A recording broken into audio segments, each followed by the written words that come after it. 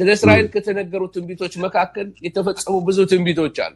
ኢየሩሳሌም እንደገና በአይሁድ ስር እንደምትሆን ትንቢት ተነግሯል። ዘካርያስ 8:4 ላይ በ1948 የሆነው እስራኤል ነው የተቋቋመች። ዋና ከተማዋ ቴል አቪቭ ነው።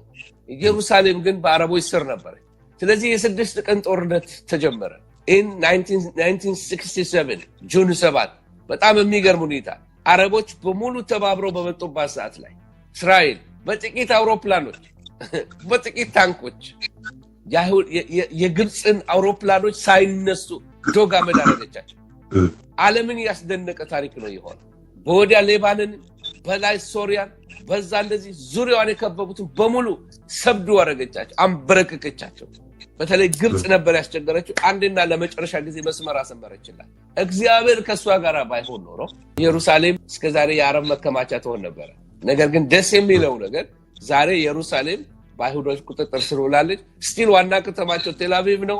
ቢሆንም ግን ኢየሩሳሌም የሃይማኖት ሴንተር ሆኖ እስካሁን ድረስ በአይሁዶች ስር ነው ያለችው ማለት ነው። ሌላ የተነገረ ትንቢት ነበረ ስለ እስራኤልን ከበረሃነት ወደ ልምላሜነት እግዚአብሔር እንደሚያመጣት ሕዝቅኤል 36 ላይ ተናግሯል። ዘመናት እየተፈጸሙ ሲመጡ ለምንድነው እስራኤል ኢየሩሳሌም የምትሉት እስራኤል የምትሉት ካላችሁ ኢየሩሳሌምን ስናይ የትንቢት መፈጸም እዛ ላይ ነው ያየን ያለን። ትንቢት እየተፈጸመ ነው። ከበረሃነት ወደ ልምላሜ እየመጣች ነው እስራኤል። በረሃ አሁን የጃቫ ምንድነው ፍሩቶች አገር ቤት ሁሉ ድሮ ይመጡ ነበር። እኔ ልጅ ሆኜ ብርቱካን ከእስራኤል የሚበቅሉ እዚህ ካናዳ ሆነን እንኳን ከኢየሩሳሌም ፍሩቶች ይመጣሉ ሴፎ የሚሸጡ ከአረብ ሀገር ከአረብ ምድር ማለት ከመካከለኛው ምስራቅ ማለት ነው። ስለዚህ ወገኖች ሆይ 20ኛው ክፍለ ዘመን የሚያስደንቅ ነገር የምናየው ኢየሩሳሌም ላይ ነው፣ እስራኤል ላይ ነው። ትንቢቶች እየተፈጸሙ ነው። እስራኤል ለምልማለች። አገሪቷን ሁሉ ለም እያደረገች ነው ያለች። እንዴት ሆኖ ነው? እግዚአብሔር አይኖቹ በዛ ናት። የኪዳን ምድር ናት እግዚአብሔር ምድር። ስለዚህ ክርስቲያን አንታይሴሚቲክ መሆን የለበትም። ኖ ክርስቲያን ፕሮእስራኤል ነው መሆን ያለበት። ፕሮእስራኤል ስንሆን ደግሞ በእውቀት መሆን አለበት፣ በጭፍን አይደለም። በቃ እስራኤል የምንለው እውቀት ሊኖረን ያስፈልጋል። እውቀቱ ምንድነው? እግዚአብሔር የኪዳን አምላክ፣ እግዚአብሔር ህዝቡን አልጣለም። ስለዚህ ለኛ ለመዳናችን ምክንያት የሆነው መሲሁ የመጣው ማን ነው? አይሁዳዊ ነው ኢየሱስ። በጣም የሚገርም ነው። አይሁዳዊ ነው እኮ ኢየሱስ። ድንግል ማርያም አይሁዳዊ እኮ ናት። ሐዋርያት አይሁዳውያን እኮ ናቸው፣ እስራኤላውያን ናቸው እኮ ወገኖች። ስለዚህ የሚባርኩን ባርካለሁ አለ እግዚአብሔር። ስለዚህ አብርሃምን ዘር ስንባርካቸው እግዚአብሔር እኛን ይባርከናል ወገኖች፣ ይባርከናል። አንድ ጊዜ ዶክተር ዳንስሌሽ ሲናገር ስለ አንዲት ሀገር ምድራችን አፍሪካ ላይ ስላለች ሀገር በጣም ገናና ሀገር ነበረች አለና ነገር ግን መሪዋ ከአረብ ሀገሮች ጋር ተባብረው እስራኤልን ማውገዝ ሲጀምሩ ምድራቸው በረሃብ ትመታ ጀመራል። አልጠቅስም የሀገሪቱን ስም ወገኖች ሆይ እግዚአብሔር የኪዳን አምላክ ስለሆነ ኪዳኑን ያከብራል። በዕብራይስጥ ቋንቋ ላስታይም የተናገርኩት አለ። የዕብራይስጥ ቋንቋ መሆኑ ራሱ ተአምር ነው። በቃ አንድ ሰው ብቻ ነበር ያን ቋንቋ የሚናገረው፣ አልቆ ጠፍቶ። ለምን? ትንቢት ተጽፏል በሶፎንያስ ምዕራፍ 3 ቁጥር 9 ላይ እነሆ በመጨረሻው ዘመን ንጹህ ልሳን እሰጣቸዋለሁ ብሎ ለአይሁዶች ትንቢት ተናገረ። ይህ ፒውር ታንግ የተባለው ዕብራይስጥ ሂብሩ ነው። ዛሬ ዕብራይስጥ እያንዳንዱ አይሁዳዊ ትምህርት ቤት ሄዶ የሚማረው ነገር ነው። ዛሬ የናሽናል ላንጉጃቸው ነው። የሞተ ቋንቋ ነበር ያለቀ። አንድ ካህን አንድ ራባይ ነው እንደገና ትንሣኤ ያስነሳው። በጣም የሚገርማቸው ለሱ መታሰቢያ ኢየሩሳሌም እንደውም እንትን ተሰርቶለታል። ትንሽ ቤት እየጻፈ ይሰራባት የነበረችው ለሱ መታሰቢያ ተብላ ቁጭ ብላለች። ሌላ ህዝቦች ሁሉ በኢየሩሳሌም ምክንያት በእስራኤል ላይ ይነሱባታል። ይሄ ዘካርያስ 12:1 ላይ እስከ 3 ተጽፎልናል። የኢየሩሳሌም ኢሹ ግሎባል እንደሚሆን ለግሎባል ውዥንብር ፈጣሪ ነገር እንደሆነ ይሄንን መጽሐፍ ቅዱስ ነግሮናል። ስለዚህ እንዳይገርማችሁ ዜና በከፈታችሁ ቁጥር ኢየሩሳሌም እንደዚህ ሆነ፣ ዜና በከፈታችሁ ቁጥር ማታንያሁ እንደዚህ አለ፣ ዜና በከፈታችሁ ቁጥር ይሄ ተፈጠረ፣ አረቦች ጋር እንደዚህ ሆነ፣ ጋዛ እንደዚህ ተፈጠረ፣ በዛ እንዲህ ተፈጠረ የሚለውን ነገር ስትሰሙ እንዳይገርማችሁ። የትንቢት ምድር ናት። ትንቢት እየተፈጸመ ነው። ጋዜጠኛ የሚሯሯጠው ትንቢት ነው የሚያሯሩጠው። ትንቢት እየተፈጸመ ነው ምድሪቱ ላይ። እግዚአብሔር በስራ ላይ ያለበት ጊዜ ነው ወገኖች። ስለዚህ ወደፊት የሚፈጸሙ ትንቢቶች እንዳለው ልንሳሳት ልናውቅ ይገባናል። እንዳንሳሳት ማለት ነው። የሚፈጸሙትን ትንቢቶች ልንገራቸው ቶሎ ብዬ። አንደኛ የአረቦች በህብረት በእስራኤል ላይ ይነሳሉ። ወደፊት ግራ እንዳይገባችሁ መዝሙር 83 ላይ ተጽፏል። አረቦች ተባብረው እስራኤልን ሊወሯት ይነሳሉ። መቼ እንደሆነ አናውቅም። ኤኒ ታይም ሊሆን ይችላል። እስራኤል አረቦችን እንደምታሸንፍ ደግሞ ዘካርያስ 12 ቁጥር 6 ላይ ተጽፏል። ትንቢት ነው። ማሸነፋቸውም ተተንብዮላቸዋል። ክብር ለእግዚአብሔር።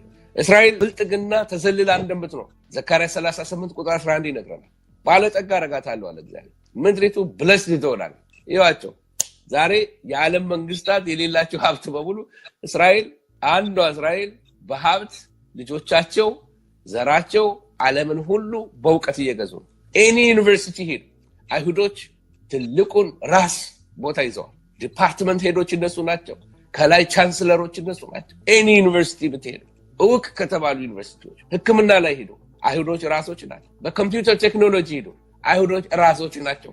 በባዮሎጂካል ነገር ተመልከቱ፣ በጦር ነገር ተመልከቱ፣ አይሁዶች ራስ ይዘዋል። ዋይ እግዚአብሔር የኪዳን አምላክ የአብርሃም አምላክ የታመነ ነው።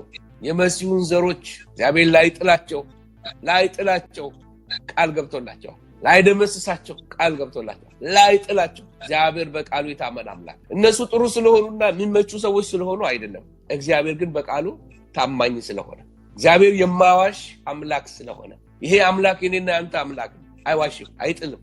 አልጥልህም ከቶም አልተውህም ያለ ጌታ እስራኤልን መሲሁን ሳትቀበል ካልተዋት እኔና አንተን ደግሞ መሲሁን እያመንን ክብር ለስሙ ይሁን። አይጥለንም፣ አይተውንም፣ በቃሉ የታመነ። ሌላ ሩሲያ ከእስላሞች ጋር ተባብራ እንደምትወርቅ ቅድም የተናገርኩት ሕዝቅኤል 38 ላይ ያለላችሁ ማንበብ ከፈለጋችሁ በመለኮታዊ ኃይል ሩሲያንና አበሮቿን እግዚአብሔር እንደሚደመስስ ሕዝቅኤል 38 ላይ ተጽፎላችኋል። ሕዝቅኤል 39 ላይ ተጽፎላችኋል። ጥቅስ ለምን ብዙ ትናገራለህ ካላችሁ ከዚህ በፊት ጥቅሶች አትናገርም ስላሉኝ ነው አሁን ጥቅስ እያበዛው ያለሁት እና ለሚጽፉ ብዬ ነው ይሄን የምናገረው። እና አይሁድ መቅደሱን እንዲሰሩ ጸረ ክርስቶስ የሰላም ዋስትና ሲሰጣቸው ዳንኤል 9 ላይ እንመለከታለን። መቅደሱ ሲሰራ የዛን ጊዜ የሚገለጥ ሌላ ነገር ይኖራል። አሁንም ያልተፈጸሙ ትንቢቶች አሉ። 3 ዓመቱ እንደተፈጸመ ጸረ ክርስቶስ በቤተ መቅደሱ ገብቶ እኔ አምላክ ነኝ ማለት ይጀምራል። የጥፋት ርኩሰት ያስቀምጣል። ራሱን ጣዖት ያ ቤተ መቅደሱን እንዲያረክስ ያደርገዋል። ያልተፈጸመ ትንቢት አለ በአይሁዶች ላይ። አይሁድ ጸረ ክርስቶስን ይቃወማሉ። መጀመሪያ ይመስላቸዋል፣ በኋላ ግን ሊያጠፋቸው የመጣ ዘንዶ እንደሆነ ሲገባቸው ግን ወደ መሲሁ ይመለሳሉ። ስለዚህ ከአይሁድ 2/3 ይገላል። this is bad news።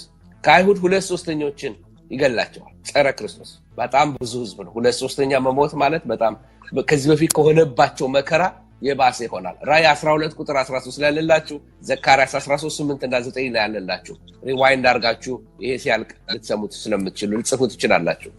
ሌላው በመከራው ዘመን መጨረሻ አይሁድ ወደ እውነተኛው መሲህ ወደ ኢየሱዋ ይመለሳል። ሃሌሉያ። እያንዳንዱ እያለቀሱለት ደረታቸውን እየመቱ ዘካርያስ 12 ቁጥር 10 እንደሚናገር የሮቤል ቤት ለብቻቸው ያለቅሱለታል፣ የይሁዳ ቤት ያለቅሱለታል። ለምን ነው የሚያለቅሱለት? ለካ ገለነዋል። ለካ መጥቶ ይሄ ሁሉ ምልክት አድርጎ መሲሐችን ሆኖ ዓለም ሁሉ ድኖበት እኛ ስንንከራተት ማረፊያ እሱ ነበረ። ለካ እሱ ነበር ይሄ ሁሉ ዘመን ይመጣል እያልን የምንጠብቀው ይላሉ። መጨረሻ ያውቁታል። ሮሜ 9 ላይ ተጽፎላቸዋል። ሮሜ 11 ላይ ተጽፎላቸዋል። ወደ ኢየሱዋ ይመለሳል። ሪቫይቫል ይነሳል። በአይሁዶች መካከል ሪቫይቫል ይነሳል። አይሁዶች ሲለወጡ ደግሞ በጣም የተለዩ ናቸው። አይሁዶች ሲነኩ በጣም የተለዩ ሰዎች ነው። በጣም ድካማቸው ይላል መጽሐፍ ቅዱስ፣ ድካማቸው ለኛ በረከት ከሆነ ማለት ውድቀታቸው እነሱ መሲሁን አንቀበልም ብለው የነሱ አለመቀበል ለኛ በረከት ሆነ። ተመልከቱ ታዲያ ሙላታቸው ሲባረኩ እንዴት ለቤተ ክርስቲያን በረከት ይሆናል? እንዴት ለዓለም ሕዝብ በረከት ይሆናል? ተመልከቱ አይሁድ ለያዙት ነገር በጣም ኃይለኞች ናቸው።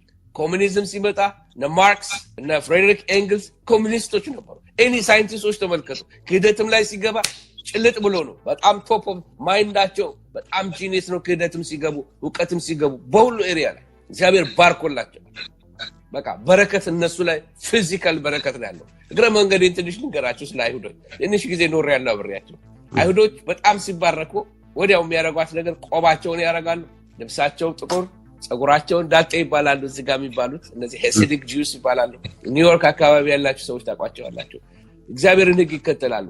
ቃሉን ቶራ ይከተላሉ። ቶራን ማንበብ ይጀምራሉ።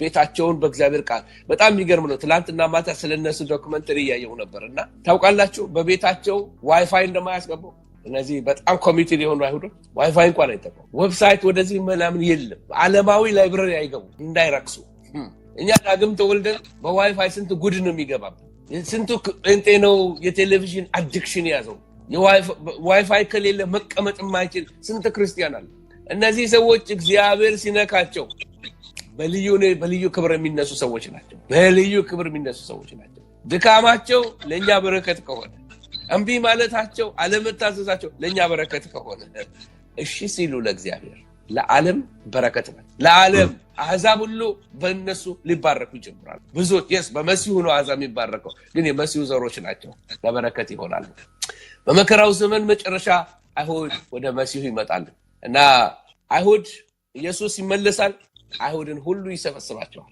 የቀሩትን የተበተኑትን ያልተሰበሰቡትን ይናገር ዘዳግም 30 ላይ እንደሚናገረው ነብይ ይነሳል ስለተባለ ይመጣል ኢየሱስ ይሰበስባቸዋል እስራኤል የዓለም ሕዝብ አምባ ትሆናለች ትንቢቱ ይሄ እሷን የዓለም ሕዝብ ሁሉ አምባ ትሆናለች ኢሳይያስ ምዕራፍ 2 ከ1 እስከ 4 ላለላችሁ ሚክያስ 4 ከ1 እስከ 7 ላለላችሁ የዓለም ሕዝብ ሁሉ አይን እሷ ላይ ያርፋል ስንት የአይሁድ ቅሬታዎች ስለ ተስፋ ቃሉ ይባረካሉ በሺህ ዓመቱ መንግስት ጊዜ የዓለም ሕዝብ የጌታን በረከት ለጌታ ገጸ በረከት ሊያቀርብ በአይሁድ በኩል ነው የሚመጣው አንዱን አይሁዳዊ ይዘው ኧረ እባክህ ወሰደን ወደ ኢየሩሳሌም ይላል መሲሁ ጋር ወሰደን መሲሁን ከተማ ማየት እንፈልጋለን ስለ ሺህ ዓመት መንግስት አልገባም በጣም ኤክሳይት የሚያደርግ ትምህርት ስለሆነ የተስፋችን አውራ የሆነውን ኔክስት ዊክ እንማራለን